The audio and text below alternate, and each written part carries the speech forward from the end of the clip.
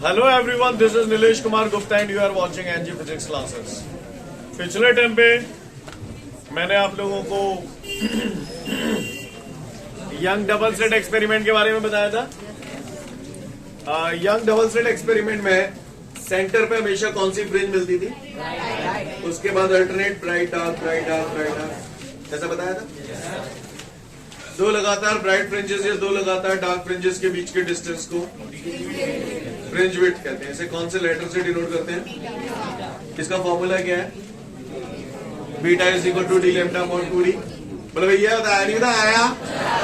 आया है ना? अच्छी बात है। एक दो दिन पहले मैंने आपको मैथमेटिकल ट्रीटमेंट ऑफ इंटरफेरेंस पढ़ाया था। उस मैथमेटिकल ट्रीटमेंट ऑफ इंटरफेरेंस में मैंने बताया था for constructive interference phi is equal to 2n pi and path difference delta is equal to, ये यूज होगा delta is equal to n lambda भी थोड़ी देर बाद, है ना। और for destructive interference phi is equal to 2n minus 1 pi and delta is equal to 2n minus 1 lambda by 2। yes or no? yes sir। कितनी बात मैं आप लोगों को बता चुका था? बता चुका नहीं बता चुका? बता चुका। तो चलिए देखते हैं young double slit experiment. Okay, calculation of fringe width with the help of young double slit experiment. Young double slit experiment में हम लोगों ने फ्रिंज विड्थ का जो फॉर्मूला कल पढ़ा था, बीटा बराबर डी लैम्डा अपॉन 2d, वो फॉर्मूला कैसे आया है ये मैं आप लोगों को बताता हूँ। मैं बतला रहा हूँ, मैं बतला रहा। गौर से देखिएगा सभी लोग ऑन द बोर्ड। मेरी आवाज पीछे तक प्रॉपर सुनाई दे रही है सभी को? देखते हैं सब लोग, ध्यान से देखेंगे। कल जब आपने यंग डबल स्लिट एक्सपेरिमेंट पढ़ा था तो काफी सारी चीजें आप लोगों ने देखी थी, तो मुझे झटझट बताते जाना क्योंकि आप सारी चीजें ऑलरेडी जानते हो, ठीक है।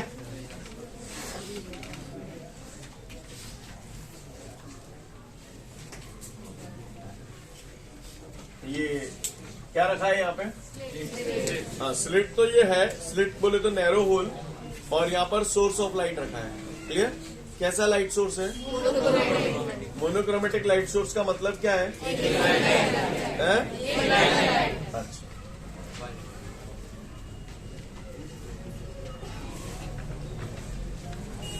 सुनते जाइएगा ध्यान से। यहाँ पर भी दो स्लिटें थी या नहीं थी? एक स्लिट को मैंने नाम दे दिया S1, दूसरी स्लिट को मैंने नाम दे दिया S2। क्लियर? दो स्लिटें हैं यहाँ पर, एक स्लिट को नाम दे दिया S1, दूसरी स्लिट को नाम दे दिया S2। सेंटर पॉइंट इसे O नाम दे दिया। सेंटर पॉइंट से S1 जितने डिस्टेंस पे था, मैंने मान लिया D डिस्टेंस है, तो ये भी उतने ही डिस्टेंस पे था, न कम न ज्यादा। दोनों स्लिटों के बीच का डिस्टेंस बाय द वे कितना हो गया? 2D। यही लिख देता हूँ 2D। आपको भाषा समझ में आ रही नहीं आ रही? क्या नहीं लिख रहा, हौच-पौच हो जाएगी, समझ गए ना। लेकिन 2D, कोई अगर आपसे पूछ ले व्हाट इज 2D तो आप क्या कहोगे? Distance between the two slits. कहीं ऐसे कहते हैं। Clear? Distance between the two slits is 2D। कहोगे को परेशानी हो तो बताए, नाने तो फिर सुने। तो 2D यहाँ पर क्या है बबुआ? Distance between the two slits. ठीक है भैया, अगर ये बात आपको समझ में आती है तो आगे की बात पे आता हूँ, गौर से देखिएगा। ये स्क्रीन है, क्या है?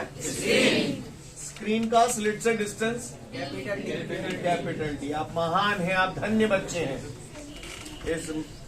इस पॉइंट को मैंने नाम दे दिया PO। कुछ भी दे सकते हैं, जो आपकी इच्छा हो वो दे सकते हैं। सीन क्लियर है?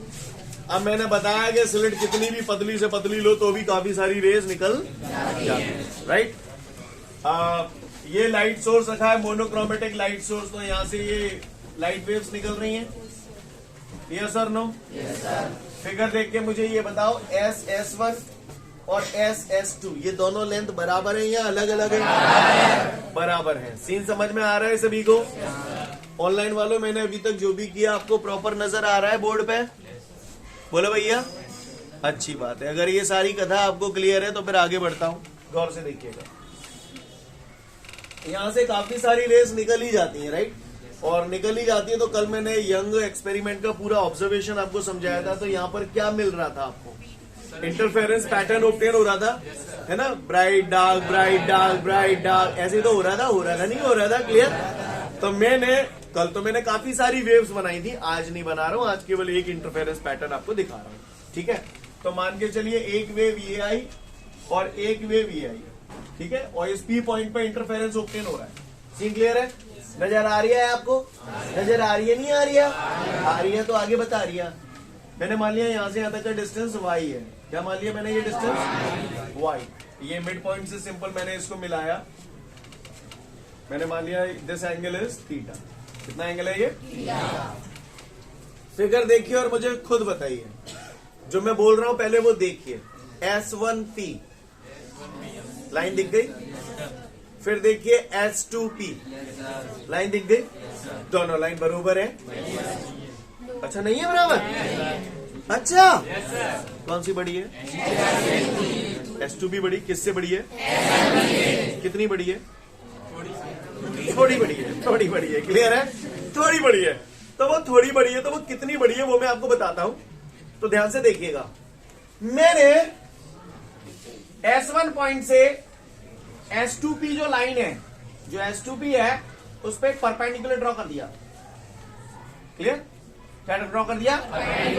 ये एंगल भी थीटा है, क्लियर? अब आप बताइए, मैंने इस पर परपेंडिकुलर ड्रॉ किया है, इस पॉइंट को मैंने नाम दे दिया A। अब मैं फिर से बोल रहा हूं, सोच समझ के जवाब देना। S1P देखिए, आपने S2P भी देखा, आपको S2P बड़ा दिखा, S1P छोटा दिखा, है ना? फिर से देखिए, S1P देखिए, AP देखिए, कैसे? अच्छा, अरे नहीं, दोनों पाथ बराबर है। S1P भी बराबर, S1P और AP दोनों पाथ बराबर है? लेकिन S1P और S2P डिफरेंट है। S2P भी एक लेंथ ऑफ द पाथ है, S1P भी लेंथ ऑफ द पाथ है, दोनों पाथ का डिफरेंस कितना है?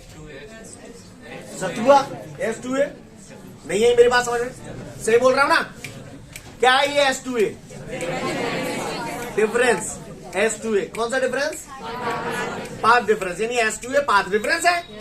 कैसे निकाला? S2A कैसे है? S2P में से S1P घटा दूं तो यही तो बचेगा, बचेगा नहीं बचेगा? You mean to say S2P minus S1P is equal to S2A, और S2A बोले तो डेल्टा, S2A बोले तो डेल्टा। नहीं यही बात समझ में? क्या हुए को परेशानी नहीं हुए तो बताए, जाने तो फिर सुने। यहां तक नजारा क्लियर है? अच्छी बात है, अगर इतने ही क्लियर है तो फिर बात ही का ही। तो चलो फिर मैं आगे बढ़ू। Ready everyone? आगे बढ़ते हैं। अब इस फिगर को घुर्रा घुर्रा के देखिएगा, पर देख बाद में लेना, पहले तो वैसे तो आप पढ़े लिखे हो, चैप्टर नंबर 9 ताजा ताजा पढ़ के आ रहे हो।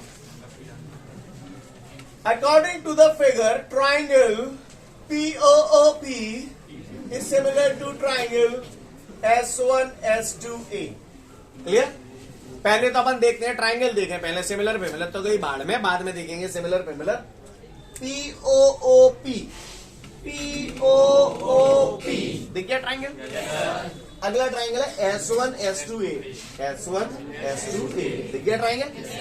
अब मैंने इन्हें सिमिलर बोला है, मैंने इन्हें सिमिलर बोला है।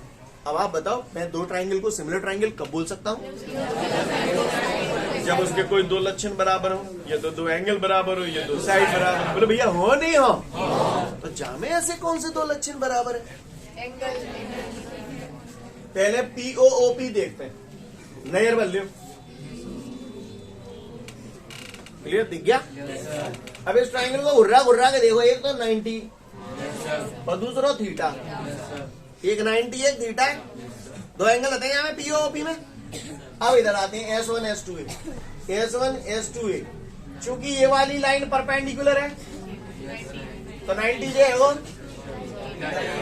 कागज कह दी मैंने। तो इन दोनों ट्राइंगल को सिमिलर ट्राइंगल मैंने क्यों बोला है, समझ में आ रही है बात? बोलो भैया, कागज को परेशानी? क्योंकि हमें मालूम है दो ट्राइंगल सिमिलर ट्राइंगल तभी होते हैं जब उनके, सॉरी, दो ट्राइंगल सिमिलर ट्राइंगल तब होते हैं जब उनके कोई दो लक्षण बराबर हो। सीन क्लियर है? अब चूंकि ये दोनों ट्राइंगल सिमिलर ट्राइंगल है तो जाहिर सी बात है इनकी साइड का रेशो जब दो ट्रायंगल सिमिलर ट्रायंगल होते हैं तो उनकी साइड का रेशियो बराबर होता है? होता नहीं होता? पहले भी बहुत किया है अपन ने ये काम। जब भी दो ट्रायंगल सिमिलर ट्रायंगल होते हैं तो उनकी साइड का रेशियो बराबर होता है। तो आइए देखते हैं। सबसे पहले पीओपी, पीओपी क्लियर, इस ट्रायंगल में ले लेते हैं, ठीक है। तो मैंने इसका परपेंडिकुलर ले लिया, बताओ परपेंडिकुलर क्या है? जोर से बोलो। पीओपी कमीनो, परपेंडिकुलर क्लियर। हाइपोटेन्यूज ओपी, यानी परपेंडिकुलर पर हाइपोटेन्यूज ले लिया आपने, बोले ये। अब आ जाओ S1 S2A, जहां में परपेंडिकुलर को है S2A। हाइपोटेन्यूज, हाइपोटेन्यूज किधर है? S1 S2। भैया ने जितना जानना आ रहा 90 डिग्री के सामने वाली साइड हाइपोटेन्यूज होती है ना, S1 S2। को फालतू तो ना नहीं आया, मैं समझने पता होगी देख बात तो। S1 S2 सीन क्लियर है? कागज को परेशान नहीं हो तो बताए, यहां तक नजारा क्लियर है? आगे के नजारे दिखाऊं तो मैं। आओ, पीओपी भैंसों की भैंसों, सतुआ भैंसों की भैंसों, S1 S2 भैंसों की भैंसों। अब अकेला ओम प्रकाश रहेगा वो। ओपी बोलो भैया, ओपी फिगर देखिए, फिगर में ओपी देखिए, ओपी दिख गया? ओपी ऐसे है, ओपी ऐसे है, क्लियर है ना। तो ओपी 2 मिनट के लिए गया तेल लेने। पहले मुझे कुछ बताओ, पैमाना देखा है कभी? पैमाना, वो स्केल मारो पैमाना, क्लियर।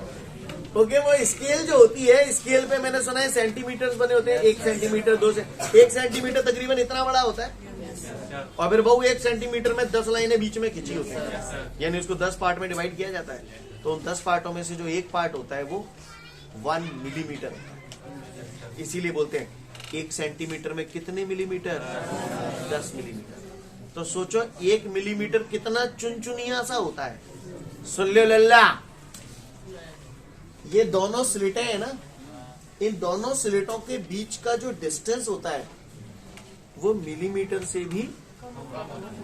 अब सोचो कितना चुनचुनिया सा। बहु में 2 होल है भाई साहब, कहले तो होले ही नहीं बन पा रहे यहाँ पर। मैं तो बोला कुछ गलत कह रहा हूँ? मतलब बहुत बारीक चीज है ये, बहुत माइक्रोस्कोपिक व्यू है ये। नहीं है मेरी बात समझ, मैंने तो इसे बड़ा करके दिखाया है, क्लियर। अदरवाइज दोनों स्लिटें आपस में बहुत, तो क्या स्लिटें अगर आपस में बहुत क्लोज होंगी और फिर भी लिख रहेंगी वेव, तो आपको क्या लगता है ये पी पॉइंट पीओ पॉइंट के बहुत नजदीक होगा या कितना बहुत दूर होगा? अच्छा, बहुत नजदीक होगा, क्योंकि अगर ये स्लिट बहुत क्लोज हुई है, वास्तव में इस एक्सपेरिमेंट में ये स्लिटें आपस में मिलीमीटर से भी कम डिस्टेंस पे होती हैं, तो इसका मतलब पॉइंट पीओ के बहुत नजदीक होगा। तो मैं थोड़ा सा यहां लिख रहा हूं, इधर है ना, ध्यान से देखिएगा। If point P is very close to point PO, then Om Prakash काय के बराबर है या OP? OP is approximately equal to OPO. OPO नहीं है बात समझ, नहीं है बात समझ। सीन क्लियर है? मैंने ओपी की जगह ओपीओ क्यों रखा है? भाषा समझ में आ रही है? तो बस आपका जो बचा उन्होंने बताइए पीओपी की देगा, समझ में आई? ओपीओ ओपीओ सतुआ पाथ डिफरेंस, इस पाथ में और इस पाथ में यही तो डिफरेंस है, पाथ डिफरेंस। बोल हवा है? बोलते क्यों नहीं है? क्या याद आए तुमको? S1 S2 नहीं, यही बात समझ। डी को इधर ले आऊंगा तो y बराबर, समझ में ही नहीं आएगी, मैंने समझ ही ना रिका तो y बराबर डी डेल्टा अपॉन 2d। भविष्य में जो लोग कॉम्पिटिटिव एग्जाम वगैरह की तैयारियां करना चाहते हैं, इस पर राउंड मार लेना, ये आपको काम आएगा एज अ फॉर्मूला, ठीक है ना। फिलहाल यहाँ पर ये तो बीच का स्टेप है, पर कल को कॉम्पिटिटिव एग्जाम वगैरह की तैयारी करोगे तो आपको हेल्प करेगा। अभी खत्म नहीं हुआ, अभी देखो जाए हमारे मार नहीं, और राउंड मैंने मारता दवा यहाँ पे, अभी मारेंगे राउंड मार लो, राउंड मार लो, तुम तो आग लगे। हो गया y बराबर डी डेल्टा अपॉन 2d। अब मैं आगे बढ़ू, मेरे को ओवर राउंड बताओ, चलू आगे भाई भाई, चल चल रहा चल चल रहा चल। क्या हो रहा है यहाँ पे? इंटरफेरेंस हो रहा है। अब इंटरफेरेंस हो रहा है तो यहाँ क्या बन रहा होगा? कमीनो बोलो यार, क्या बनना हो यहाँ पे? क्या बनना होगा? कल मैंने बताया चीख चीख के मर गया मैं। क्या बना था यहाँ पे? ब्राइट फ्रिंज बन रही होगी या डार्क फ्रिंज बन रही है? वो पता तो ना नहीं कौन सी बन रही है, वो पता तो ना नहीं, पर बन तो रही है। या तो ब्राइट बन रही है या डार्क बन रही, कोई एक बन रही है। आप कुछ भी मान सकते हो, ब्राइट मानना चाहो ब्राइट मान लो, आप डार्क मानना चाहो आप डार्क मान लो, पर हम तो ब्राइट मानेंगे। क्लियर? ब्राइट लोग ब्राइट मानेंगे। क्लियर? मैंने मान लिया इस पॉइंट बी पे ब्राइट फ्रिंज बन रही है, और अगर ब्राइट फ्रिंज बन रही है तो कौन से नंबर की ब्राइट बन रही है मुझे क्या मालूम, भावे तो बहुत सारी बन रही थी। तो मैंने मान लिया पी पॉइंट पे एनवे नंबर की ब्राइट फ्रिंज बन रही है। क्लियर? तो मैंने यहां लिखा let at point P nth bright fringes obtain. नहीं आई बात समझ में? आपको भाषा समझ में आई बबुआ? लेट एट पॉइंट पी पे मैंने मान लिया एनवे नंबर की ब्राइट फ्रिंज बनती है। तो ऐसी सिचुएशन में y की जगह yn लिख दूं, एनवे नंबर की ब्राइट फ्रिंज बन रही है इसलिए, बराबर d अपॉन 2d भैंसों की भैंसों। डेल्टा क्या है? Path difference. भैया ब्राइट फ्रिंज बन रही है, ब्राइट फ्रिंज जब बनती है तो कौन सा इंटरफेरेंस होता है?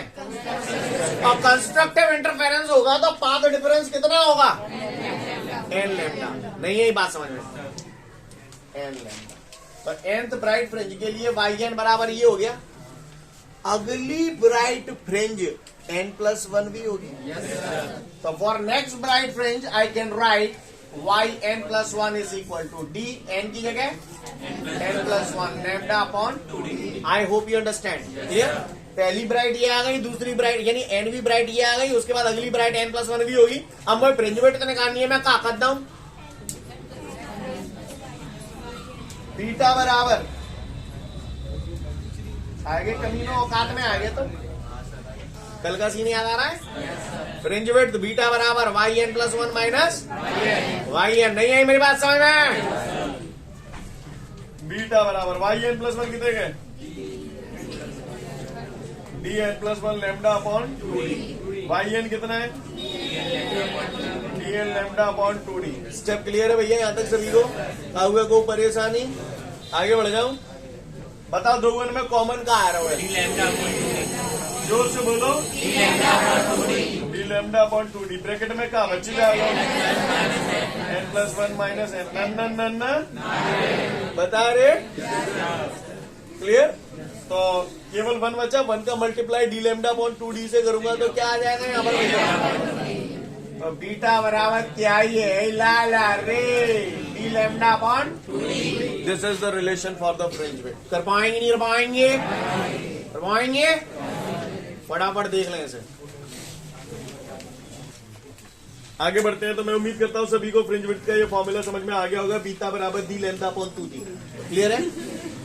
अब इसके बाद हमारे को एक नोट दिया है, उस नोट में क्या कहानी कही गई है ये मैं आप लोगों ने बतलाता हूं।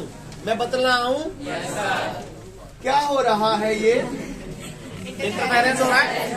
तो इस पॉइंट पी पर हमने क्या माना था? को ठेका है ब्राइट ही मानू, डार्क भी मान सकता हूं। मैंने मान लिया let at point P nth dark fringe is obtained.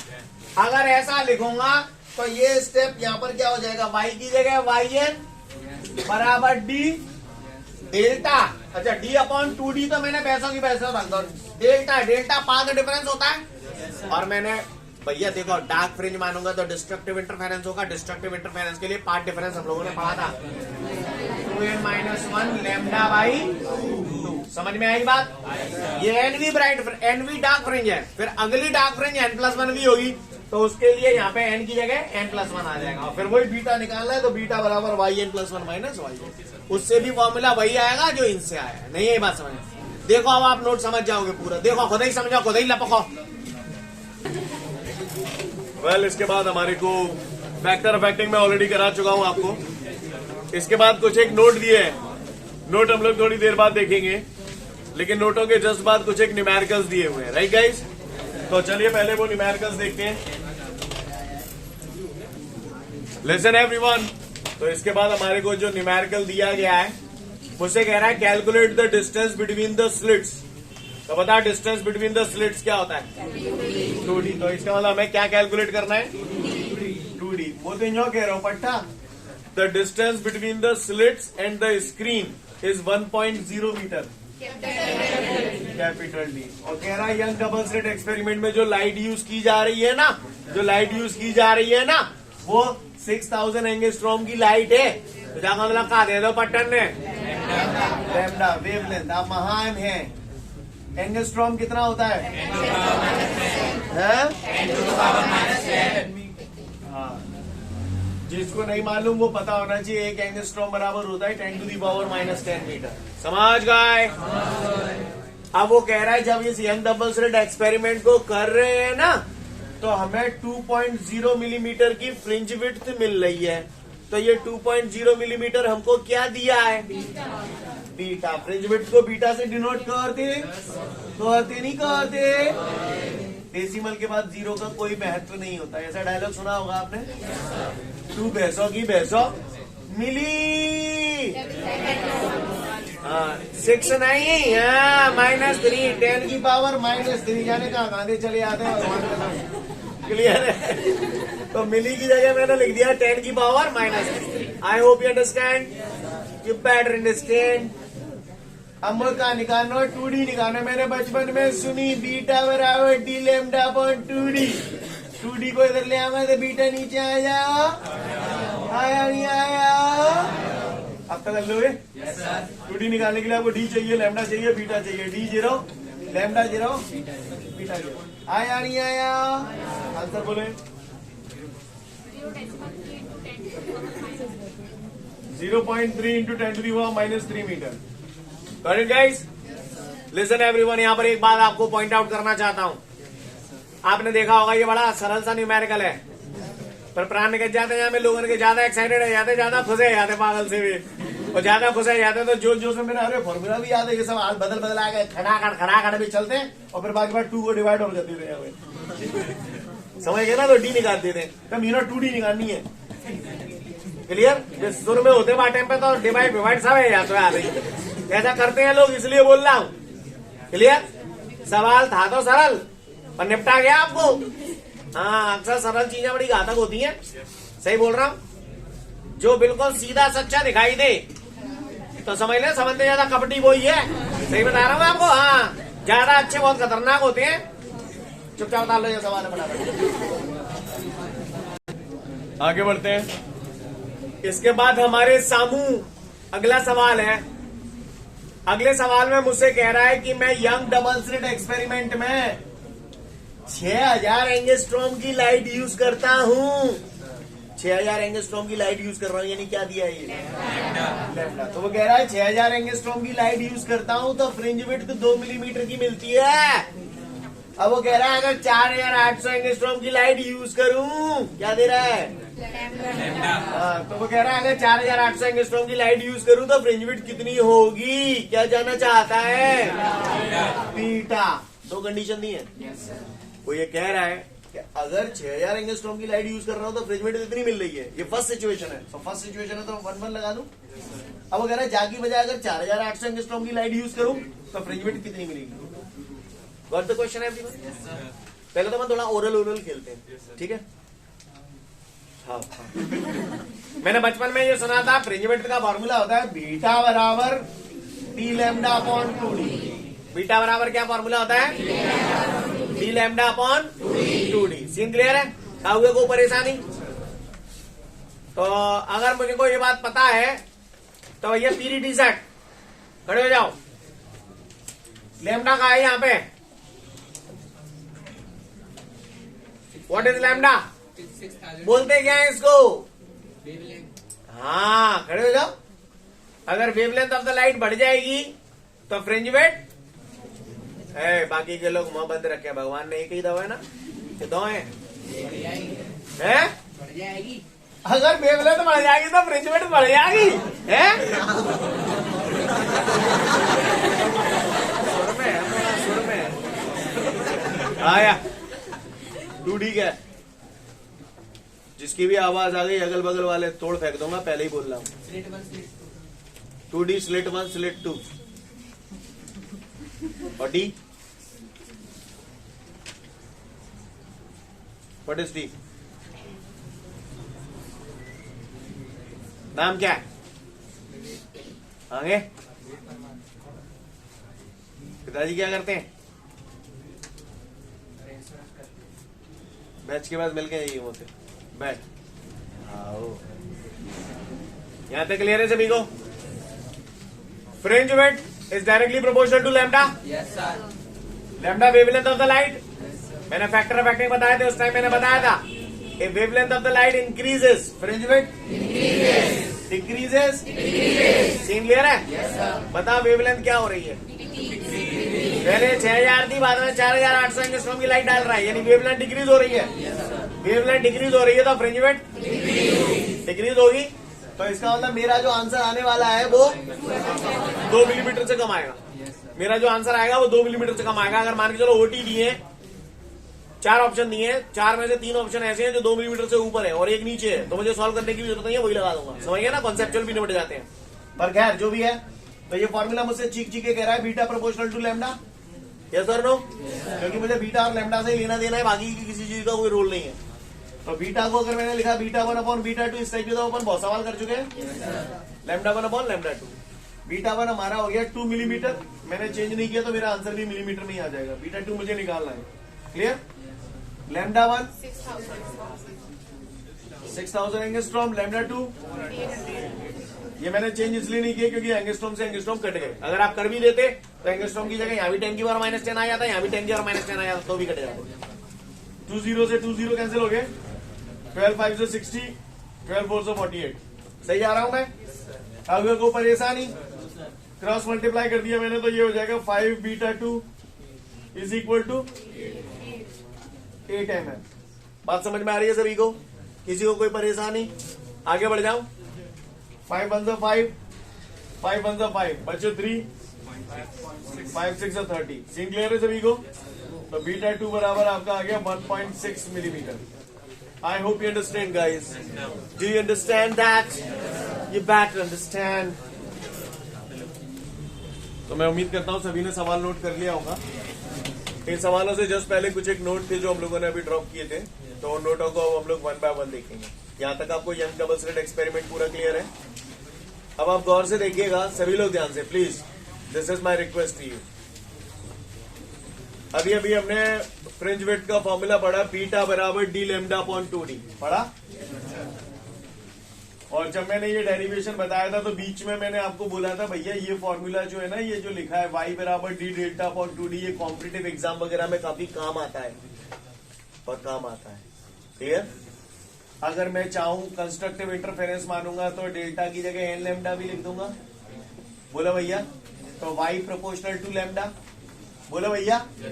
और अगर डिस्ट्रक्टिव इंटरफेरेंस भी अगर मानता हूं, मान के चलो, तो डेल्टा बराबर आएगा 2n-1 लैम्डा बाई 2। तो वहां भी लैम्डा वाई के डायरेक्टली प्रोपोर्शनल है या नहीं है? यानी चाहे कंस्ट्रक्टिव हो चाहे डिस्ट्रक्टिव हो, वाई और लैम्डा एक दूसरे के डायरेक्टली प्रोपोर्शनल है। जो बोला आपको पल्ले पड़ा। उसका क्वेश्चन यहाँ पर ये है कि बेटा अपन ने अभी थोड़ी देर पहले यंग डबल स्लिट एक्सपेरिमेंट पढ़ा था। मैं उसका दोबारा एक रफ डायग्राम बना रहा हूँ फटाफट, ठीक है ना? ये 2 स्लिटें थी और यहाँ से ऐसे ये, तो कल जब मैंने फिगर बनाया था तो इंटरफेरेंस पैटर्न ऑब्टेन हो रहा था, हो रहा था ना? यहाँ पर आप क्या यूज कर रहे थे?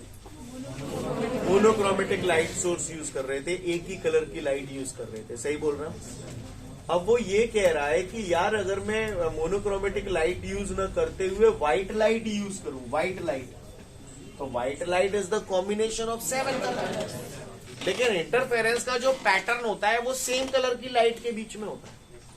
अब व्हाइट लाइट है तो 7 रंग है, 7 रंग है, 7 के साथ एक संग जाएंगे, ऐसे ही 7 के साथ यहाँ पे आएंगे। नहीं है पसंद? तो सेंटर पे तो व्हाइट फ्रिंज बनेगी, लेकिन उसके बाद नजारा क्या होगा, क्योंकि यहां पर कोई पाथ डिफरेंस नहीं है, यहां पे दोनों की लेंथ सेम है। लेकिन उसके बाद जब ऐसे हो गया और यहां से ये ऐसे हो गया, पाथ डिफरेंस क्रिएट होने लगा। तो हमने पढ़ा था, अब कल तक हमने जो पढ़ा था bright dark bright dark bright dark, ऐसे ही बनती जाती है। बात सही है, बिल्कुल सही बात है। और अभी आपने इंटरफेरेंस पैटर्न पढ़ा था तो आपने देखा था इसको आपने वाई भी बोला था, आपको याद है? तो क्या होगा, यहां पर जब 7 रंग निकलेंगे, यहां 7 एक साथ पहुंच रहे हैं, यहां 7 एक साथ पहुंच रहे हैं, तो यहां तो व्हाइट बन गई। लेकिन अब बाकी के जो इंटरफेरेंस होंगे तो जिस कलर की जो लाइट होगी वो उसी कलर के साथ इंटरफेयर करेगी, रेड रेड के साथ, वॉयलेट वॉयलेट के साथ। नहीं है बात समझ? सही बोल रहा हूं? सही बोल रहा हूं ना? क्योंकि हमने पढ़ा था इंटरफेरेंस तभी होता है when two waves of nearly equal amplitude and same frequency. Frequency same होनी चाहिए, और फ्रीक्वेंसी सेम तभी होंगी जब उनके कलर सेम होंगे। किसी भी कलर की जो लाइट होती है, अभी नोट में लिखवा दूंगा, किसी भी कलर की जो लाइट होती है वो उसी कलर की अगर हमें दिखाई देती है तो इसका कारण होता है frequency. The colour of light is due to its frequency. कोई भी पूछा जैसे ब्लू कलर की लाइट है तो वो ब्लू की क्यों नजर आ रही है, तो बोलना फ्रीक्वेंसी की वजह से ऐसा होता है। क्लियर? अलग अलग फ्रीक्वेंसी की कलर अलग अलग होते हैं। बात समझ में आ रही है सभी को? तो मैं वापस फिर से कहना चाह रहा हूं, अब यहाँ पर क्या हुआ, रेड रेड वाली का इंटरफेरेंस अलग होगा, ब्लू ब्लू वाली का इंटरफेरेंस अलग होगा। विबग्योर होता है ना, 7 रंग होते हैं। अब आप गौर से देखिए तो यहाँ पर व्हाइट के बाद सबसे पहली मुझे कौन सी मिलेगी, कौन से कलर की मिलेगी? क्लियर? तो मुझे मालूम है वाई प्रोपोर्शनल टू लैम्डा, जिसकी वेवलेंथ सबसे ज्यादा होगी उसके लिए वाई सबसे ज्यादा होगा। तो बताओ रेड ऊपर की तरफ मिलेगा या नीचे की तरफ? ऊपर की तरफ। रेड जाओ ऊपर तो पहले कौन सा आगा? वायलेट। नहीं आई मेरी बात समझ? यानी सेंटर पे ब्राइट व्हाइट फ्रिंज मिलेगी, उसके बाद वायलेट, फिर अगली इंडिगो, ऐसे करके। नहीं आई बात समझ? नहीं आई बात समझ? जैसे ऊपर वैसे यहाँ पर नीचे। समझ में आ रही है मेरी बात? सीन क्लियर है? कोई दिक्कत? तो वो पूछता है यंग डबल स्लिट एक्सपेरिमेंट में अगर मैं व्हाइट लाइट यूज करूं तो ऐसी सिचुएशन में क्या होगा, तो बोलना सेंटर पे तो ब्राइट फ्रिंज मिलेगी, व्हाइट फ्रिंज मिलेगी, उसके बाद प्रॉपर ऑर्डर के साथ वॉयलेट, इंडिगो, ब्लू, ग्रीन, जो भी कलर आ रहे हैं। समझ में आ रही है? और एंड में कौन सा मिलेगा? रेड। तो क्यों मिला? समझ में आई बात? समझ में? कोई दिक्कत? कहानी समझ में आ रही है? पढ़ लो, नोट समझ जाओगे। इसके बाद अगला नोट जो दिया है उसमें वो हमसे बोल रहा है, बोल तो क्या रहा है वो तो बाद में देखूंगा, पहले आप मुझे बताओ ये रिलेशन आप लोगों ने पढ़ रखा है पहले ही? आपको क्या लगता है वेवलेंथ बढ़ जाएगी तो फ्रिंज विड्थ? ऐसा लगता है आपको? चैप्टर 9 भी आपने पढ़ा है। कोई मुझे बता सकता है म्यू यानी refractive index of the medium, mu और लैम्डा क्या रिलेशन? Inverse relation. ये चैप्टर 9 में मैं ऑलरेडी पढ़ा चुका हूँ आपको। अब मेरे ख्याल से खुद ही आप लोग अपना सॉल्यूशन बनाना, खुद ही बनाना, ठीक है? ये मैंने इशारे कर दिया, आपको क्लू दे दिया, हिंट दे दिया। अब आप खुद ही सोचना, मैं पूछूंगा आपसे, जिसको लगता है कि हमारा आंसर बन गया हाथ खड़ा कर देना, ठीक है? उसका क्वेश्चन है, पहले आप बताओ यंग डबल स्लिट एक्सपेरिमेंट आपने पढ़ा था? चारों तरफ मीडियम क्या था? जब कुछ नहीं होता तो एयर ही मानते। अब वो क्वेश्चन में मुझसे ये कह रहा है कि young double slit experiment air की बजाय अगर वाटर में परफॉर्म करूं, एयर की बजाय वाटर में परफॉर्म करूं तो फ्रिंज विड्थ पे क्या इफेक्ट पड़ेगा? सोचो सोचो, जिसको लगे कि हाँ मैंने सोच लिया, मैं जवाब दे सकता हूं, आप खड़ा कर देना।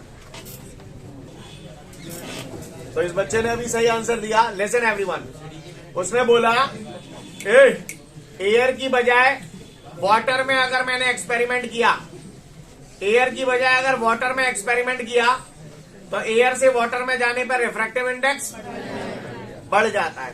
रिफ्रैक्टिव इंडेक्स, क्योंकि एयर का रिफ्रैक्टिव इंडेक्स 1 और वाटर का रिफ्रैक्टिव इंडेक्स 1.3। क्लियर है? तो एयर से वाटर में जाए तो रिफ्रैक्टिव इंडेक्स बढ़ गया, और रिफ्रैक्टिव इंडेक्स बढ़ जाएगा तो वेवलेंथ, और वेवलेंथ कम हो जाएगी तो वेवलेंथ और फ्रिंज विड्थ डायरेक्टली प्रोपोर्शनल है। तो वेवलेंथ अगर कम हो जाएगी तो फ्रिंज विड्थ कम हो जाएगी। समझ में आ रही है बात? तो वो यही कह रहा है कि यंग डबल स्लिट एक्सपेरिमेंट का एंटायर अपैरेटस अगर मैं एयर की बजाय वाटर में रख दूं तो फ्रिंज विड्थ पे क्या इफेक्ट पड़ेगा? तो समझ में आ गया क्या इफेक्ट पड़ेगा? फ्रिंज विड्थ कम हो जाएगी। कहानी समझ में आ रही है? फटाफट पढ़ ले, समझ जाएंगे। ठीक है, तो फिर आज के लिए पर्याप्त है, कल फिर मिलते हैं। Thank you everyone, have a great day to all of you guys. जय।